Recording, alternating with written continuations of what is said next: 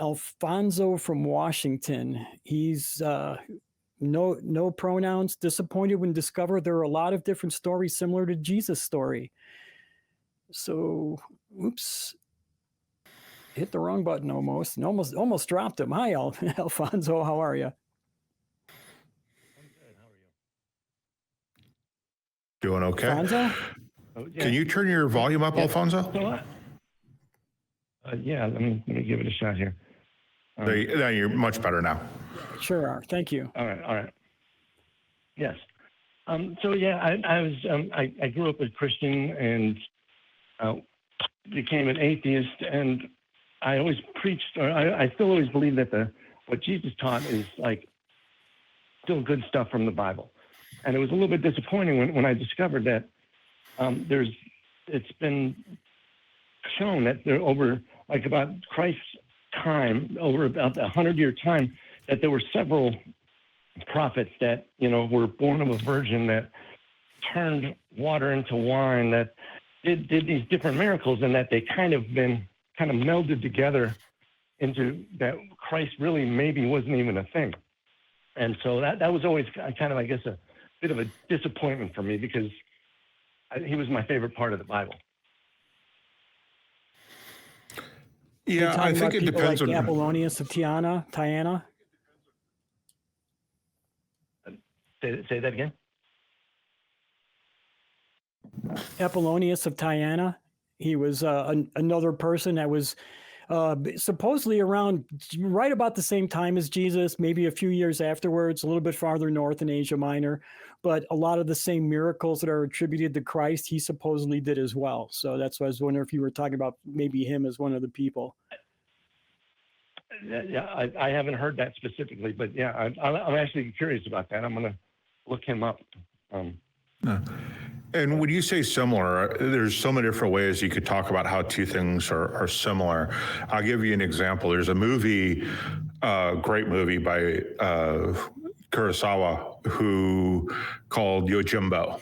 And the premise of the movie is a lone samurai walks into a village that has two warring families on either side, and he plays them both off and ends up making some money, and the good guys win, and on and on. Now, this, like a lot of Kurosawa's films, has been remade in a number of ways. So one of them is A Fistful of Dollars, and it's basically the same, except it's set in the West, and it's a gunslinger. And then you have Last Man Standing, which is set in the 20s, and it's two warring gangster families. So in those cases, you have a lot of similarity. The plots are the same, almost scene for scene, but some of the details change. So there's that kind of similarity. And then there's a similarity where you can go, oh, look, they're chasing a what's-it, just like they did in this other movie where they chased a what's-it, what we call tropes. And so you can go to, I think it's tvtropes.com, and look up a bunch of different tropes and put together some really, really cool stories just based on common tropes. So when you say similar, do you mean an exact copy, like in the case of Yojimbo and other movies like that, or do you mean they just have similar themes? I'm gonna have to find the last person that I heard from this, but it was kind of a fad. At that time, there was a lot of these cults, these small cults that were popping up around that period. And so there was these little prophets that, would have a few hundred followers. And there was kind of the similarity. And they all started to kind of merge towards this singular God as well, and which was kind of popular. It showed that, wow, this guy's more powerful than all the gods that I had.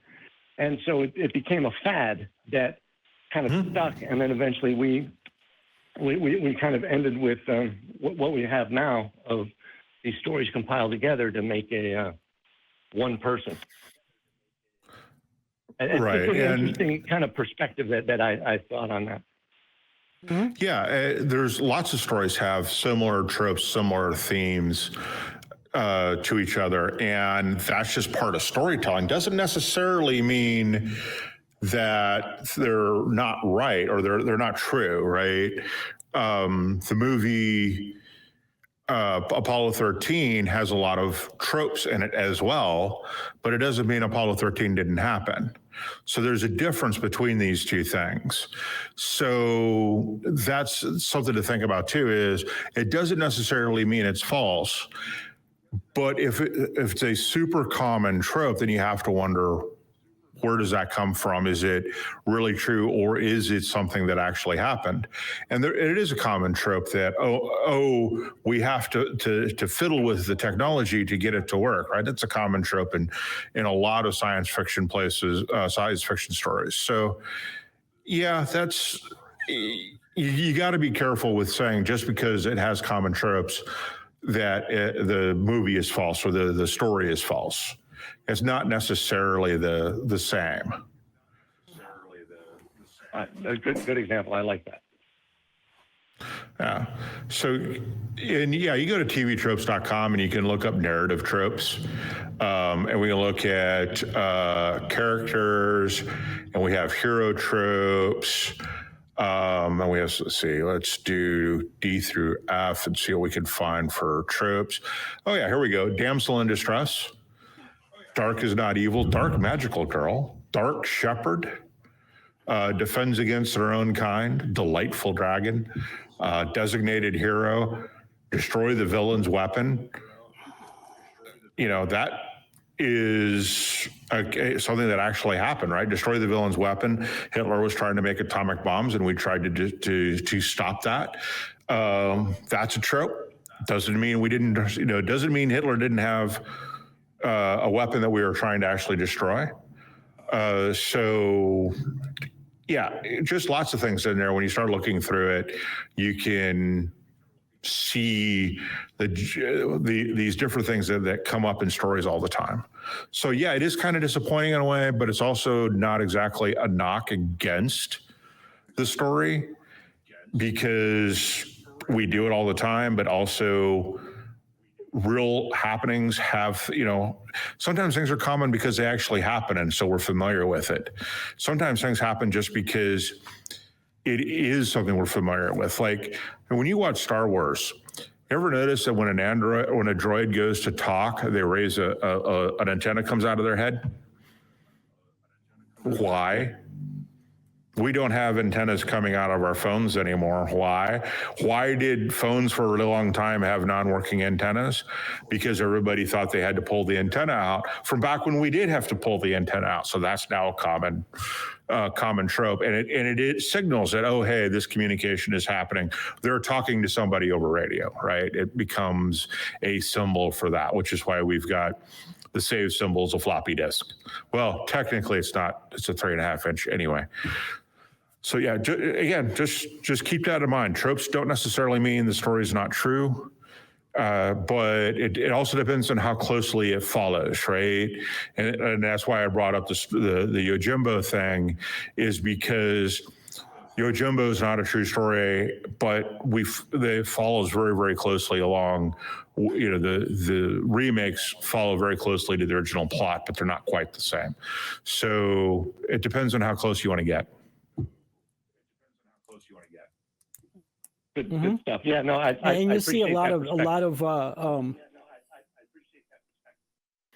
you'll see a lot of the same stories, even in cultures that didn't even have contact with each other. Some of the South American, the native South American stories are the same as stories from Europe or Africa or Asia. Mm-hmm. And these are just common human desires that are expressed through fiction, basically.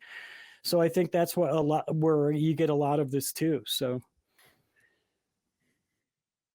Wonderful. Yeah, and I just wanted to add before I get off that I think we are in a great direction, Kelley. We were talking about how progress.